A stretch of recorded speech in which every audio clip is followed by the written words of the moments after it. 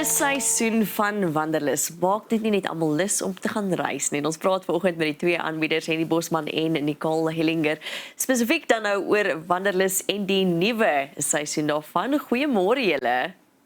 Môre so aan en Jennifer. Dit is so lekker om vanoggend met julle te gesels en ek het vroeër ook gesê julle het die werk wat almal wil hê, want dit voel soos net pret en plesier en bitter min werk, alhoewel ek seker is daar's baie werk wat agter die skerms ingaan. Maar voordat ons daarby uitkom, vertel ons waar die idee ontstaan van Wanderlus.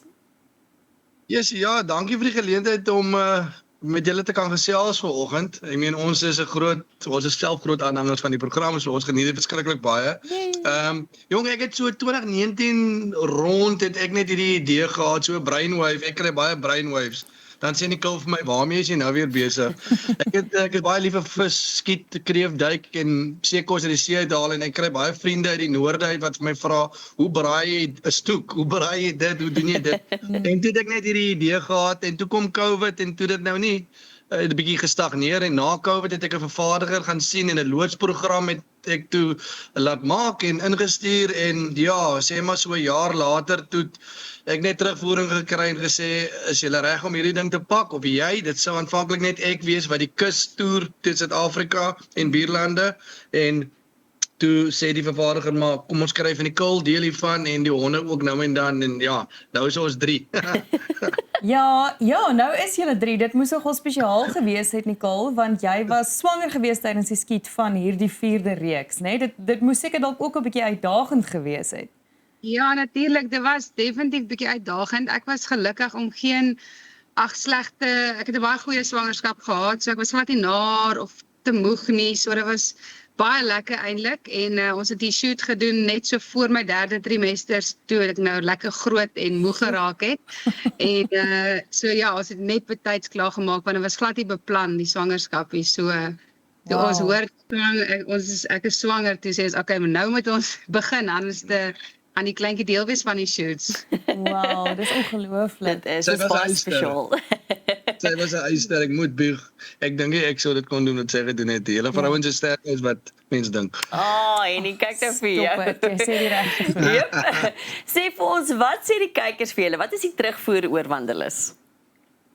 Ja, nee, ons sosiale media is mos nou maar die platforms wat mense nou en dan dophou. Jy probeer maar nie te veel daar aandag aan gee nie, maar dit is redelik goed. Ons is bevoorreg om te sê dit is goed.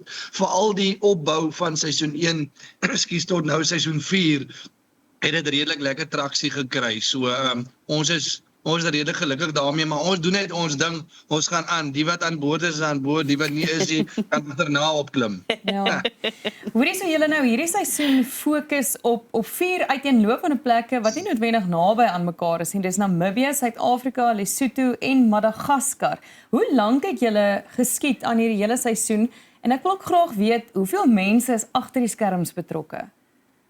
Ja, ons is 'n klein spannetjie. Ons is 'n spannetjie net van 4 wat saam toer. Sjoe. Met ons. Ja, ons 2, hoofkameraman en 'n assistent kameraman. Sjoe. En ons skiet so 4 maande aan 'n seisoen. Sonder pre en post. Ja, sonder pre en post en ja, dis nogal staf want is harde werk, vroeë oggende opstaan, ons wil elke sunrise kry, elke sunset en hierdie seisoen was ons baie gelukkig om te kan vlieg na ons buurlande toe, 'n bietjie uit Suid-Afrika uitgekom want ons was nou al oral in Suid-Afrika, maar ons sal weer terugkom want ons nog baie plekke in Suid-Afrika wat ons nog nie gesien het nie.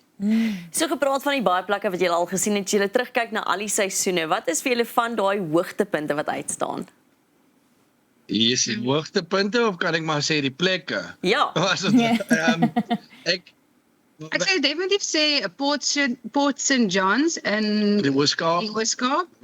Dis bo teen die grens van Suid-Afrika en Mosambiek, né? Nee, is meer op die bokkant van die Ooskaap. Dat ons die sardienrand daar gedoen het, van die boot af gespring het tussen die sardyntjies, die haie is om ons, die walvisse is om ons, alles wat jy nou kan dink, dit was nogal in die Blou See. Ja, en ek sou sê Durban, Dolphin Coast, Drakensberge, daai area het nogals vir ons verras. Lekker humiditeit, ons ken dit nie van die Kaap af nie, die see is pragtig, die see is baie lekker, ja, en die groenigheid. Lesotho is so ongerep. Ons was nog nie daar nie. So baie van die plekke waartoe ons gaan was ons self nog nie. Lesotho se mense is ja, dis 'n ongelooflike land. Julle moet maar kyk en as julle sien op daai episodes, Namibië vanselfsprekend, die kul was nog nooit in Namibië nie. So ons het 4 episodes, die eerste 4 episodes in Namibië gedoen. Ons het daar amper 'n maand deurgebring van see tot woestyn tot lang leeugrasse. Dit is ongelooflik mooi geweest en dan natuurlik Madagaskar was ook vir ons een van die hoogtepunte, want ongerepte seelewe is vir ons net ja, vir my spesiaal. Jy weet, ek wil net duik die hele tyd en visvang en so, maar ek sou sê ja, daai is op hierdie stadium van ons top destinations gewees, ja. Hoorie, Madagaskar is nogal 'n unieke destinasie, né? 4de grootste eiland dink ek in die wêreld en Yes. ek was self ook daar. Ek was verras geweest met die Kreoolse taal, die warm mense.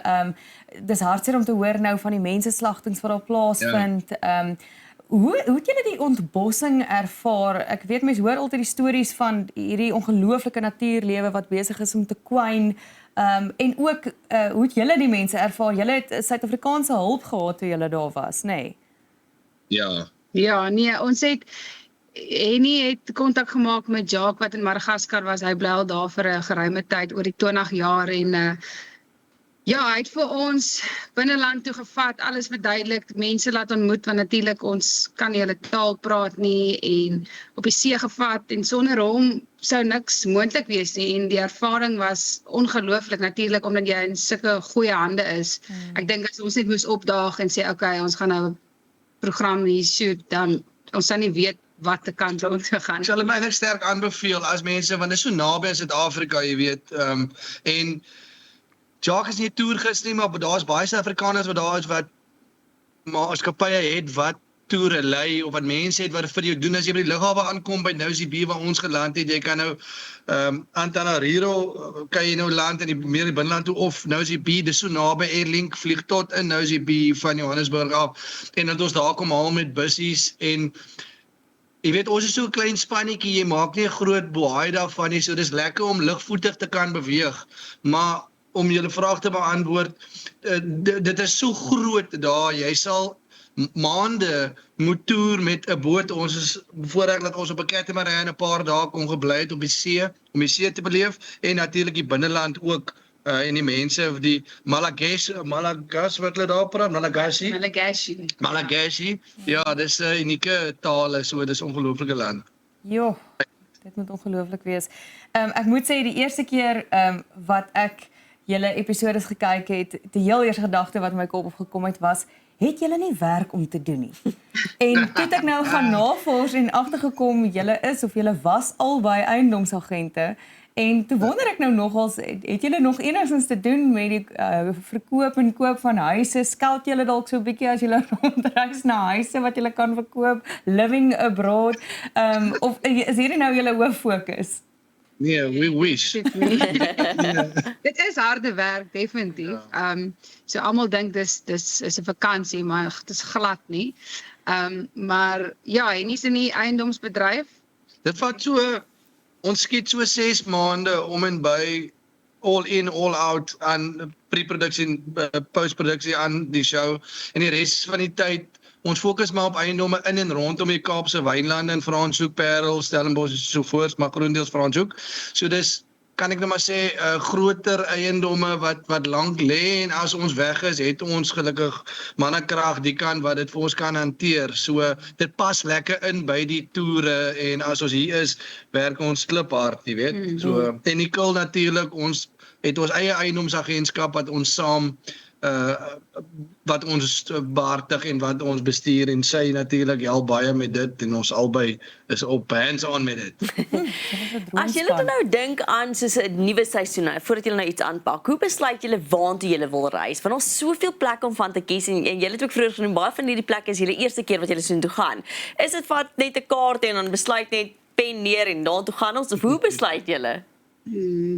Ja, en is maar die groot besluitnemer van waarheen ons gaan. Hy het gewoonlik 'n idee of 'n kontak of iets gesien op TV of gelees oor iets van van 'n area en dan sal hy sê okay, right, ek dink ons moet soontoe gaan en dan sal hy 'n pel bel en sê hallo, ken julle iemand daar? En dan sê hy ja, bel vir hom, hy sal vir hulle alles wys.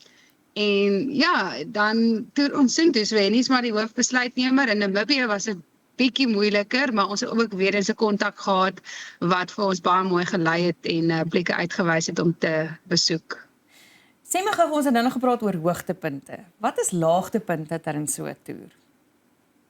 Dalk jy gaan sê hoogtevrees, want dis nie my die Hoogtevrees kan 'n laagtepunte is laagtepunt wees.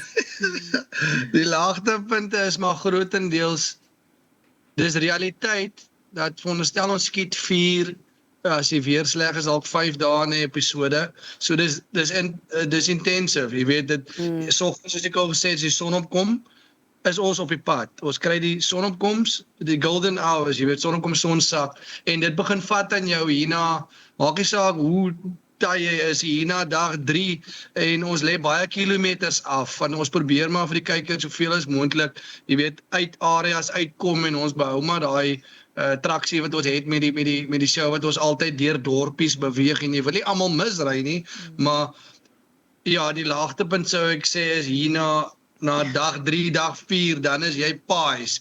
Jy raak wakker as jy so droom en dan is jy nou in jou eie bed, dan maak jy jou oë oop, al lê op 'n eiland in Madagaskar en sê, "Jo, dit het nog gevoel of ek by die huis lê," so jy ek kan nie sê waardeer dit nie, maar jy moet teruggaan. Jy moet teruggaan om uiteindelik te geniet of eintlik ja. Ja, jy moet gewortel wees om te kan uitvertak. Ja. 100%.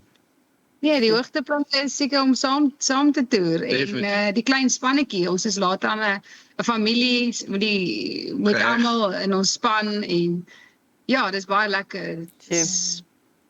Jy maak vinnig besluite, jy beweeg vinnig as daar iets moet verander op stel en ek dink die groot ding is maar dat ons saam kan toer en die ding saam kan aanpak. Want imagine nou ek moet by die huis sit en sy is daar of andersom en jy moet die hele tyd, ek het baie respek vir ander aanbieders wat dit so wel hanteer. Dit sal nogal ja, moeilike een wees in 'n geval, want ja.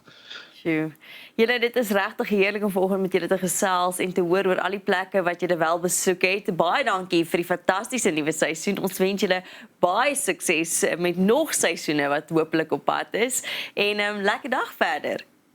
Dankie julle. Dankie Jennifer. Julle moet 'n heerlike dag hê. Die Kaap is nat, so ons is geseënd, maar ja, julle moet 'n heerlike dag hê. Kinders by seisoene. Mooi bly. Dankie.